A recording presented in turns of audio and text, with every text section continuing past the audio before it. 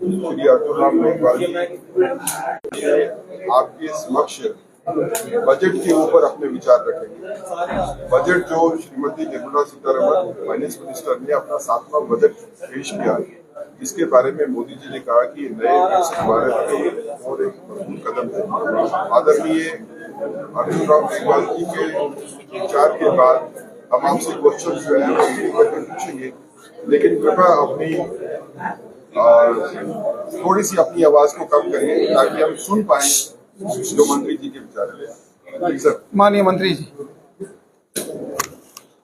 जम्मू के सभी मेरे प्रेस के साथियों को नमस्कार। मंच पे भी जो बैठे हैं आप सब परिचित हैं, हमारे प्रदेश के अध्यक्ष भी हैं, मेरे दाईं और हमारे लोकसभा में मेरे साथी भी हैं। सबको मैं नमस्कार करता हुआ मेरी बात शुरू करता हूं। जैसे आज की प्रेस वार्ता एक विशेष उद्देश्य के लिए पूरे देश में आज और कल हम करने जा रहे हैं, उसी श्रृंखला में मैं आज जम्मू में हूं। वित्त मंत्री जी ने बजट पेश किया। बजट की बारीकियां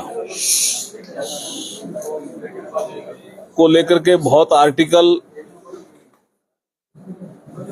आए, वो आपने भी देखे होंगे, लेकिन जो बड़ा विषय है इस बजट का वो ये है विषय कि हम 2047 तक भारत को विकसित भारत बनाएं।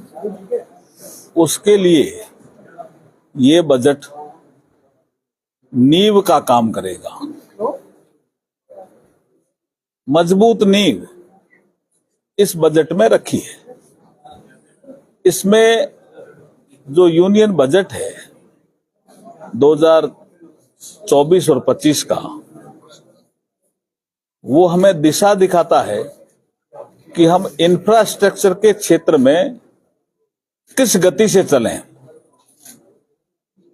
अगर हम जम्मू की बात करें तो आपके यहाँ चारों और इंफ्रास्ट्रक्चर के प्रोजेक्ट चल रहे हैं। इसका मतलब ये कंटिन्यूटी जो इंफ्रास्ट्रक्चर के क्षेत्र में चल रही है, चाहे वो रोड हो, चाहे वो रेल का प्रोजेक्ट हो, चाहे वो ऑल वेदर रोड का प्रोजेक्ट हो, एमडीआर का प्रोजेक्ट हो, उसमें कोई रुकावट नहीं आए, इसलिए इंफ्रास्ट्रक्चर में पैसा दिया गया है। सिक्योरिटी को भी हम स्ट्रेंथन करेंगे, इसके लिए भी आउटले बढ़ाया गया है। हमारे यहाँ पे एमएसएमई का भी जोर है। जब एमएसएमई का जोर है तो हम कैसे उसको आगे बढ़ाएं, तो मुद्रा लोन की जो सीमा है वो 10 लाख से 20 लाख की गई है। वेजिटेबल बियां बहुत उगाई जाती है, तो वेजिटेबल का भी एक क्लस्टर यहां बने, इस पे एक इस बजट में प्रावधान रखे गए हैं। ऐसे कई मेडिसिनल प्लांट को तरक्की मिले, उन्नति मिले, उस दिशा में कदम बढ़ाए गए हैं। ऐसे कई हैंडलूम हैंडीक्राफ्ट, ये अपना आप में एक बड़ा काम है। एक और बड़ा काम है नेचुरल फार्मिंग का, कि नेचुरल फार्मिंग में भी जम्मू आगे जा सकता है, आगे बढ़ सकता है। इस दिशा में भी इस बजट में कदम उठाए गए हैं। और आपने देखा होगा आईटीआईज हैं, उनको हम स्ट्रेंथन करेंगे। अब आईटीआई को जो स्ट्रेंथन करेंगे उसमें एक बड़ा विषय जो इस बार लिया है, क्योंकि हमने प्रवेश कर लिया इंडस्ट्री 4.0 के युग में। थोड़ा मैं इसको समझाने की कोशिश करूं कि जब स्टीम का आविष्कार हुआ था तो हमारे प्लानर्स ने कहा था कि इंडस्ट्री 1.0 है। जब बिजली का आविष्कार हुआ था तो हमारे नीति निर्धारण करने वालों ने कहा कि ये इंडस्ट्री 2.0 है। जब कंप्यूटर आया तो हमारे लोगों ने कहा ये इंडस्ट्री 3.0 है। लेकिन जब आर्टिफिशियल इंटेलिजेंस का जमाना आया 3D प्रिंटिंग का जमाना आया, रोबोटिक्स का जमाना आया, IoT का जमाना आया, तो इसको कहा गया कि ये इंडस्ट्री 4.0 है। अब वो ITI तो वेल्डिंग और उसी फिटर और उसी में ही अभी जमा हुआ है, तो उसके उपकरण कौन देगा? तो इस बजट में प्रावधान किया है कि उस क्षेत्र में ITI में नए उपकरण हम उपलब्ध कराएंगे इंडस्ट्री 4.0 के अनुसार, जिससे वहां के युवा जाने रोबोटिक्स क्या होता है, आर्टिफिशियल इंटेलिजेंस से हम कैसे काम कर सकते हैं, हम कैसे 3D प्रिंटिंग को समझें। ये सारी चीजें जिसको हम इनोवेशन कहते हैं, एक हेड में अगर मैं बात करूं तो इनोवेशन कहते हैं, वो भी इस बजट का महत्वपूर्ण हिस्सा है। रिसर्च एंड डेवलपमेंट ये भी इस बजट का महत्वपूर्ण हिस्सा है। तो मैं ये मानता हूं कि विकसित भारत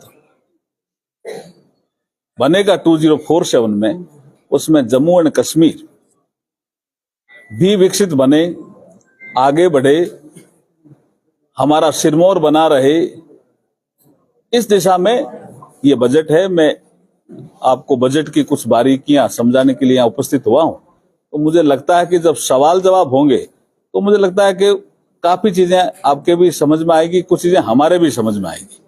तो इसलिए मैं सवाल अब लेने के लिए आपसे प्रयास करता हूँ। आप पहले अपना नाम और जो चैनल है उसके बारे में बता दीजिए। सर, मैं रूहानी हूँ, व्यूज टुडे से एक सवाल है। लगातार विपक्ष आपको घेर रहा है, वो कह रहे कि आप इंग्लैंड की तरह टैक्सेस लगा रहे हैं। राघव चड्ढा ने कहा सदन में, और जो सर्विसेज है वो सोमालिया की तरह दे रहे हैं, यानी कि टैक्सेस के बोझ के नीचे आम आदमी दब रहा है। मध्यम वर्ग के लिए कुछ नहीं किया गया, महंगाई और बेरोजगारी को खत्म करने के लिए कुछ नहीं किया गया आपकी सरकार की तरफ। देखिए, आपने राघव चड्ढा जी का जिक्र किया, वो राज्यसभा में बोले थे, वो GST पे बोल रहे थे। अब उनको यही समझ नहीं है कि GST का कलेक्शन हमारा कितना बढ़ रहा है, और ये ईज ऑफ लिविंग और ईज ऑफ डूइंग बिजनेस का एक मॉडल है।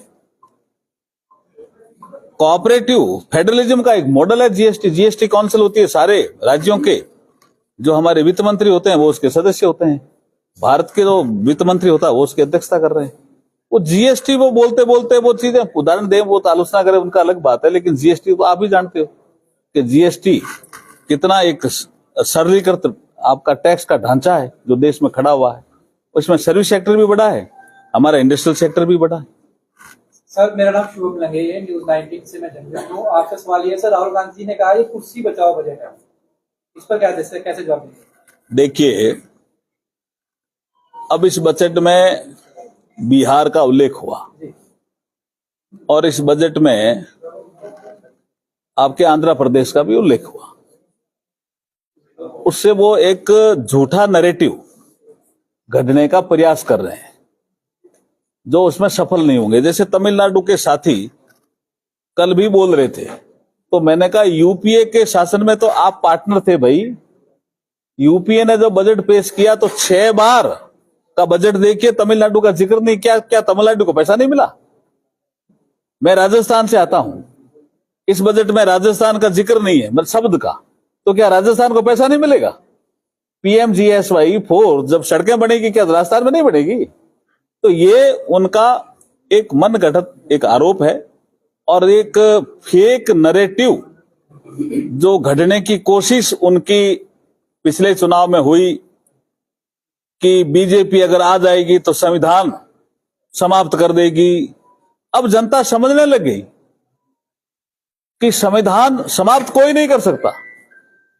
हम लोग संविधान के अनुसार शपथ लेते हैं। हमारे देश में न्यायपालिका भी है। हमारे देश में न्यायपालिका ने, मैं लॉ एंड जस्टिस को, मैं अभी प्रधानमंत्री मोदी जी के कारण लॉ एंड जस्टिस को संभाल रहा हूं। हमारे देश में न्यायपालिका ने एक बेसिक स्ट्रक्चर का कंसेप्ट दिया कि संसद भी बेसिक स्ट्रक्चर के हाथ नहीं लगा सकती। तो कौन बदल रहा था संविधान? ये फेक नैरेटिव दिया उन्होंने, और ऐसा ही फेक नैरेटिव ये इसमें घटने की कोशिश कर रहे हैं, इसमें वो सफल नहीं होंगे। पैनल से ममता बनर्जी ने बाइकआउट किया है, कहा कि 5 मिनट से ज्यादा बोलने नहीं दिया जा रहा है। देखिए, नीति आयोग की जो बैठक हो रही है वो देश के विकास में हमारी नीतियां कैसी रहे इस पे हो रही है। राज्य भी उसमें सहभागिता करे तो अच्छा है। अब लेकिन बहुत से ऐसे राज्य हैं जो मैं देख रहा हूं, आपके माध्यम से जानकारी कर रहा हूं कि इस बजट में हमारे राज्य का नाम नहीं आया। अब भाई नाम नहीं आया तो इसका मतलब क्या उस राज्य में बजट लगेगा नहीं? जैसे महाराष्ट्र का तो उन्होंने खोल करके बताया वित्त मंत्री जी ने, भाई महाराष्ट्र का नाम नहीं है, बजट में नहीं है, महाराष्ट्र में क्या करेंगे। लेकिन 96,000 करोड़ का तो प्रोजेक्ट उन्होंने बताया भी महाराष्ट्र में ऐसे ऐसे लगेंगे। ये राजनीति है, ये नहीं होना चाहिए ऐसा। आपने कहा कि इंफ्रास्ट्रक्चर डेवलपमेंट हो रही है, उसके लिए पैसा दिया गया है। जम्मू कश्मीर में इंफ्रास्ट्रक्चर डेवलपमेंट या किसी भी क्षेत्र में अगर डेवलपमेंट करनी है तो उसके लिए पीस बहुत जरूरी है। लेकिन पाकिस्तान की तरफ से जिस तरह की कोशिशें की जा रही है पीस को बिगाड़ने के लिए, आपको लगता है एक बड़ा चैलेंज है कि हम पीस को दोबारा स्थापित करें? देखिए, आप बिल्कुल ठीक कह रहे हैं। कोई भी देश हो और कोई भी राज्य हो, peace is necessary. Law and order उस देश का, उस प्रदेश का ठीक हो तो इन्वेस्टमेंट आता है। I agree with you. और इसलिए पीस बना रहे और ये जो घटनाएं हो रही है उसमें कमी आए, इस दिशा में हम तेजी से काम कर रहे हैं। हमारी रणनीति भी बना रहे हैं और पीस रहेगा जम्मू में, ऐसा हम पूरा प्रयास करेंगे। मेरा नाम चंदू मंत्री जी और बजट पेश किया गया है, एक मिनट, कहा गया है कि भारत को एक मिनट ग्लोबल टूरिस्ट डेस्टिनेशन बनाने की बात की गई है। जम्मू कश्मीर भी एक हब है टूरिस्ट का, लेकिन जम्मू को हमेशा इग्नोर किया गया है। जम्मू के लिए ऐसी कौन सी नीति है जो जिससे जम्मू को भी एक्सप्लोर मिले, क्योंकि जम्मू में बहुत सारी ऐसी टूरिस्ट डेस्टिनेशन है जिसे एक्सप्लोर करने की जरूरत है। मेरे ख्याल में टूरिस्ट तो पिछले कई वर्षों में जम्मू में बढ़ा है।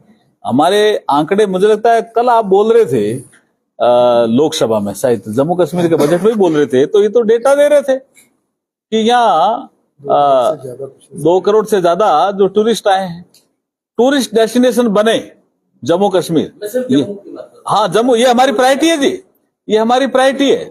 जो हमारे आर्कियोलॉजिकल साइट है उसमें भी जो लोग जाते हैं वो भी टूरिस्ट डेस्टिनेशन बने।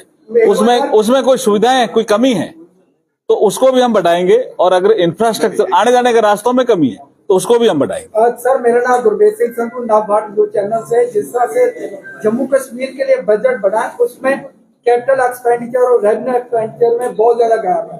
कैपिटल एक्सपेंडिचर ज्यादा हो उससे विकास होता है, तो कैपिटल एक्सपेंडिचर में ज्यादा ही प्रावधान किया है पूरे देश में। क्या यहाँ भी ज्यादा बहुत किया ज्यादा है? गैप है। नहीं, बहुत ज्यादा कैपिटल एक्सपेंडिचर ज्यादा होने से आप सही कह रहे हो, विकास होगा। तो कैपिटल एक्सपेंडिचर तो पिछले 10 सालों में आप उठा के आंकड़े देखिए, बहुत अच्छा। मेरे ख्याल में कैपिटल एक्सपेंडिचर में हम जिसको हम कैप्स कहते हैं, उसमें बहुत अच्छा इन्वेस्टमेंट आ रहा है।